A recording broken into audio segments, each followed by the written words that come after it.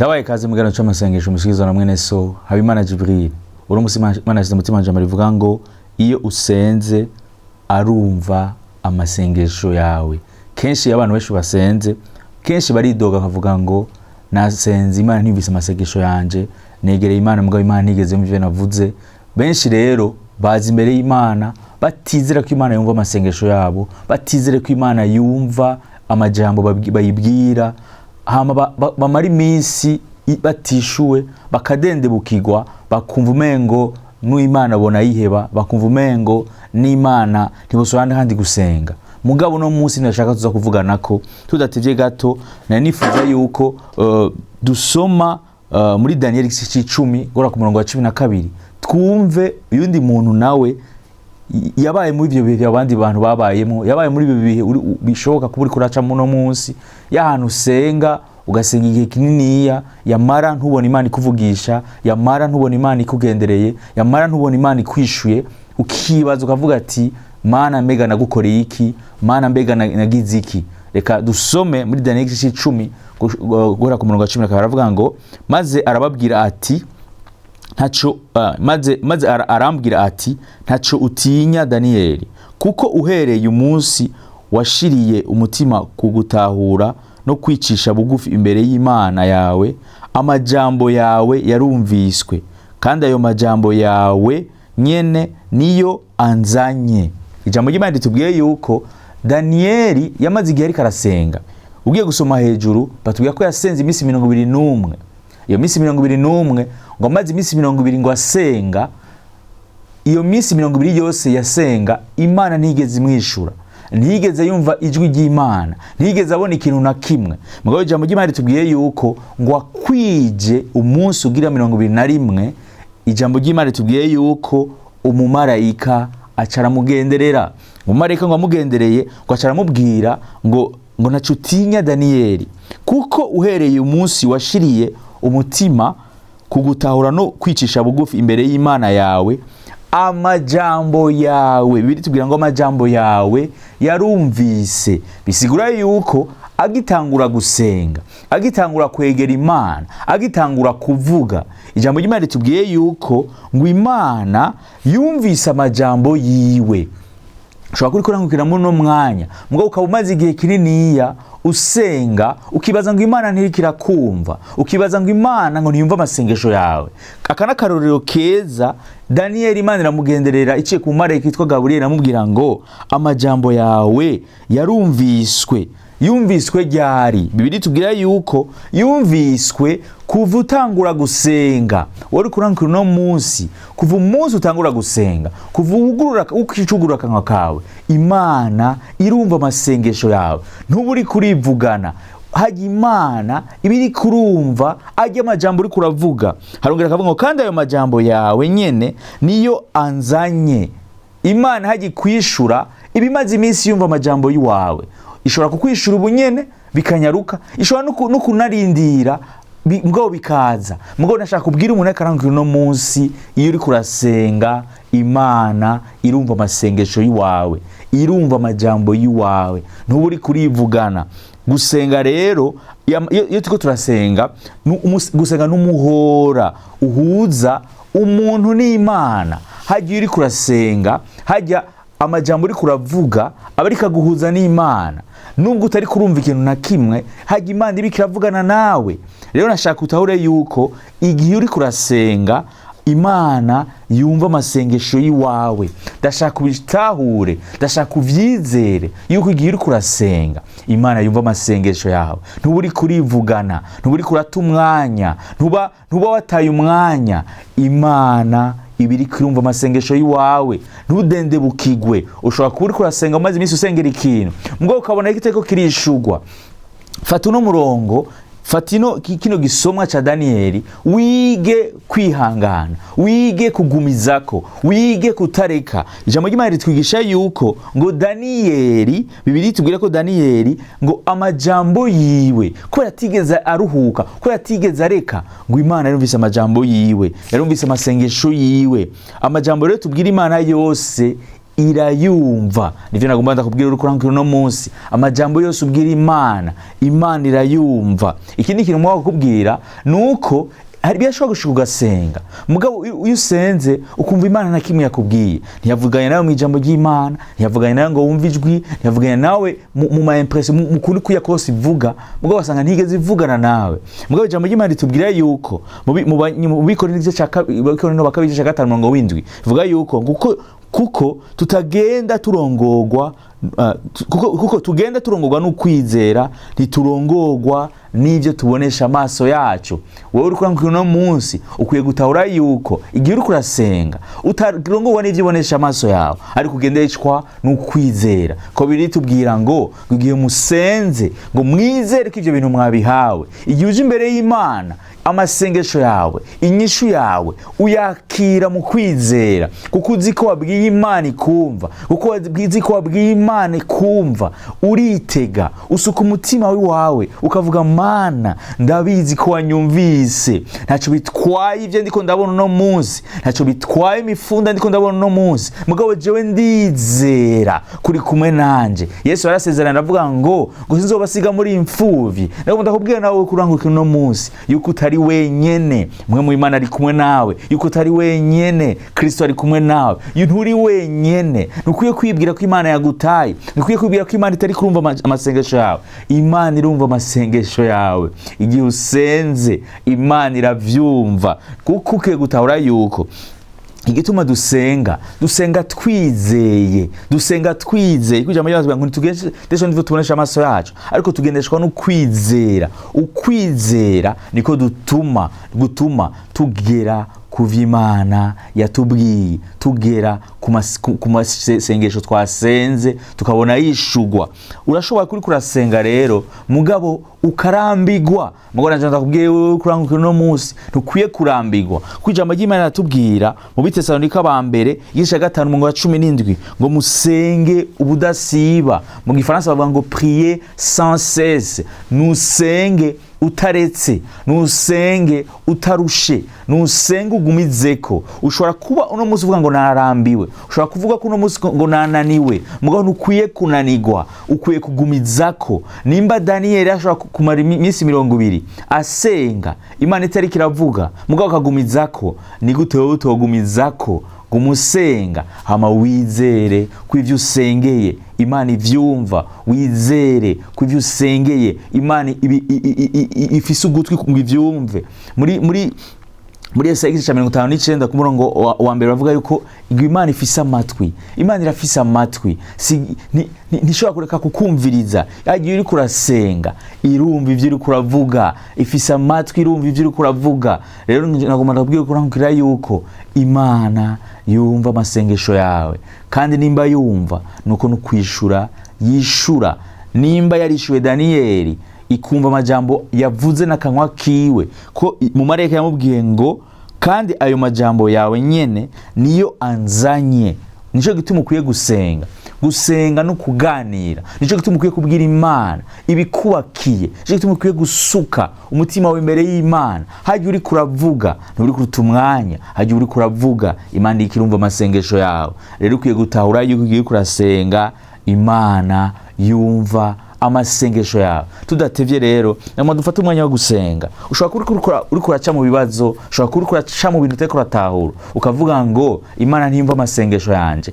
Muri umwanya tumaze tuko turaganira, ndabizi watahuye yuko Imana yumva amasengesho yawe. Muri no mwanya rero ushobora kuba wari doge Imana, ushobora kuba wari doge Imana ukavuga Imana yarampevye, Imana ntiyumva amasengesho yanje. Muri no mwanya nagomba dufata umwanya wo gusenga, hamusuka umutima wawe imbere y'Imana. Ubwira Imana, uvuge Imana ndasavye imbabazi ku gihe cyose maze ndakwidodombera, ku gihe cyose maze mvuga ngo numva gusenga kwanje. Ndagomba dufata umwanya gusenga, usaba Imana imbabazi, wihane, uvuge Imana narakwidogeye, Mana narakwidodombeye. Uvuge Imana ndagusavye ngirira ikigongwe, reka rufata ukuboko ushire ku mutima wawe, hama ndasenga. Nawe usenga ubwira Imana. Uyu ni umwanya w'amasengesho, sindagusengera gusa, ariko nawe urafata umwanya wo gusenga, nawe urafata umwanya wo kuganira n'Imana, nawe urafata umwanya wo kubwira Imana. reka dufate umwanya wo gusenga. Data mwiza, ndasengeye no muneka arankurikirana mwami, ndasenze mwami mu izina rya Yesu Kristo mwami, umushoboze data mwiza kudasubira mwami gukekeranya kumva amasengesho yiwe mwami. Nimba Daniel amaze iminsi 20 mwami asenga atumva ijwi ryawe, asenga ataronka ijisho yawe, ku munsi wa 21 akaba ari umwishura, n'ukuri Imana yishura mwami. Rero data mwiza, ndasengeye no muntu mwami ariko arankurikirana mwami, ndamusengeye data mwiza, iyo mwemu mutuma mu amadende bukigwa, uko kudende bukigwa mwami kumuvemwo mu izina rya Yesu Kristo. Atahure mwami ko twe tutabeshaho n'ivyo tubesha amaso yacu, ariko tubeshaho mwami no kwizera. Ndamusengeye data mwiza, umukomeze mu kwizera, umukomeze mu kwizera, ukomeze ubuzima bwiwe bw'amasengesho mwami, ntadende bukigwe naho mwami atari karabona mwami, naho mwami ivyo ari karabona mwami bitandukanye n'ivyo yizera. Ndasenze data mwiza, umukomeze yizere ijambo wavuze ku bugingo bwiwe, yizere mwami kuri Imana ishoboye, wizere kuri Imana mwami itananirwa na rimwe. Ndamusengeye mwami mu izina rya Yesu Kristo, umushoboze. Ndasenze mwami mugirire imbabazi mwami, aho hose mwami yarabaye umunyantege nke, aho hose mwami yoba yarananiwe. Ndamusengeye data mwiza mu izina rya Yesu Kristo, umuinkomezi mu izina rya Yesu Kristo, umushoboze mu izina rya Yesu Kristo mwami, uwanke kwananirwa. Urakoze data mwiza kumvise gusenga kwanje, urakoze data mwiza kongiye kumva intaye zukuntu ugira neza, zukuntu mwami waradende bukiwe mwami umuhaye inkomezi, wari yananiwe mwami umushoboje. Ndabisenda ndavizera mu izina rya Yesu Kristo, amen, amen, amen. Ndize kuno mwanya w'amasengesho uko yandika gushikanya ndi hano, ushobora kurangukirana muno mwanya mugabo ukabusanga ufise ibibazo, umaze imisi usenga, mugo ko gusenga kwawe ni kurabona inyishu y'ivyo kurasengera. Nagombye dufatanye rero umwanya wo gusenga, ndagufashe gusenga, twizere, kuko ijambo ry'Imana ryatubwiye yuko tubeshwaho n'ivyo tubonesha amaso yacu, ariko tubeshwaho no kwizera. Bibiri ivuga ngo umugorosi wanje ngo azobeshwaho no kwizera. Nimba wadende bukwiye mu kwizera, ukaba ufise ingwara, ukaba ufise ikibazo umaze imisi usengera, mugo gutariko urabona inyishu, uno mwanya n'umwanya wo gusenga. Ndamwanda gufashe gusenga, mfatanye nawe mu gusenga. Kujambo y'Imana yatubwira ngo aho 2 canke 3 bazobari, ngo bagiye hamwe basenze, ngo Imana irumva amasengesho yabo. Reka dufate umwanya wo gusenga rero, ufatanyije nanje, fatanije nawe, dusengere kino kintu. Ico kibazo ufise Imana yashobora kugikemura. Ushobora kuba atakaza ufise, ushobora kuba imunzu wagira bagusohore, ushobora kuba ufise ikibazo cyo cyose. Ndizera yuko Imana yacu ishoboye. Yesu niwe yavuze ngo bidashobokera abana b'abantu bishobokera Imana. Naho ndagomba kubwira uko nankira yuko bijya vyakunaniye Yesu arabishoboye, bijya vyakunaniye mu masengesho birashoboka. Reka dufate umwanya wo gusenga. Data mwiza, ndasengeye no muntu mwami ariko arankurikirana mwami afise ibibazo mwami, mu izina rya Yesu Kristo. Jambo ryawe riratubwira mwami ngo bidashobokera abana b'abantu wewe birashoboka mwami. Ndasengeye umuntu ariko arankurikirana mwami, umushoboze mwami kino kibazo mwami cyo kutariho inzu mwami. Ndamusengeye data mwiza, kino kibazo gikemure mu izina rya Yesu Kristo. Aronka uburyo bwo kuriha mwami iyo nzu mwami, mu izina rya Yesu Kristo. Ndamusengeye data mwiza, umugurira imiryango mwami, areke kuba mwami upanze mwami. Ndamusengeye data mwiza, umugurira imiryango mwami, ashobore mwami kuronka mwami inzu yi, ashobore kuronka mwami ahabahiwe mu izina rya Yesu Kristo. Urakoze data mwiza kumugurira imiryango mwami, urakoze data mwiza kumugiriye neza mwami. Ndasengeye nuno muntu mwami akazi kiwe kaheze mwami, amaze imisi arondera akazi atari karakaronka mwami. Ndamusengeye data mwiza, umushoboze mwami aronka akazi mu izina rya Yesu Kristo.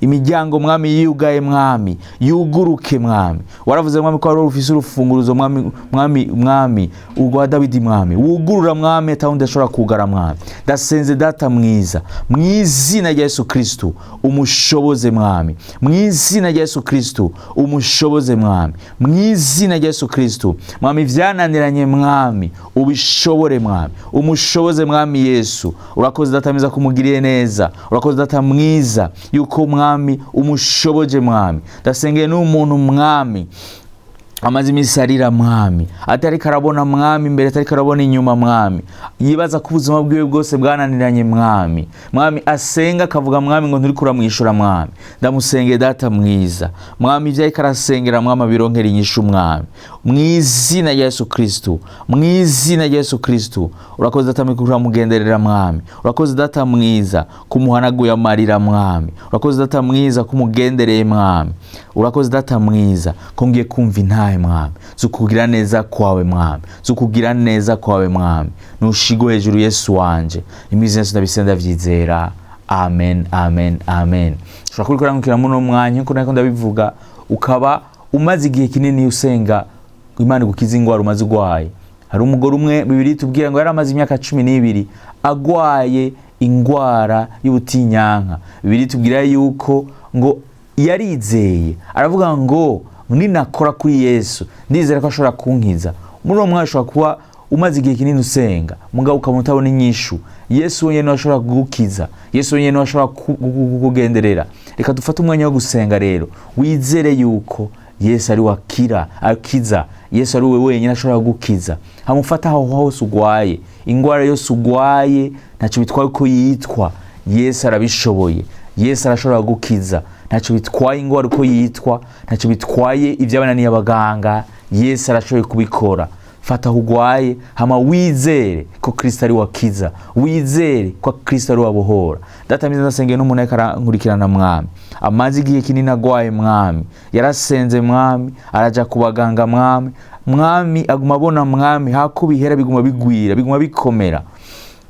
Data mwiza ndamusengeye mwami, jambo ryawe ravuga mwami bw'imishago twakiza ingwara mwami ahafashe hose mwami, ndasenze data mwiza yakira gukira mu izina rya Yesu Kristo.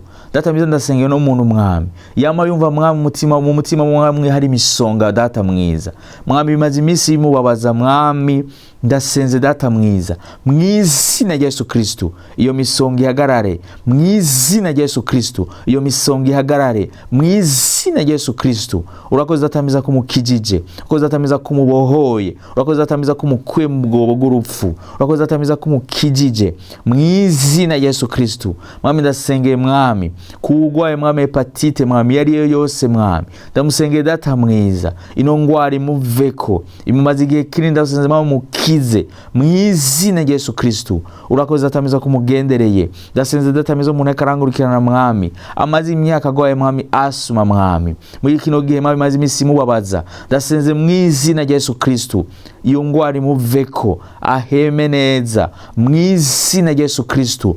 Urakoze data mwiza kumugendereye, urakoze data mwiza kumukijije, urakoze data mwiza kumubohoye.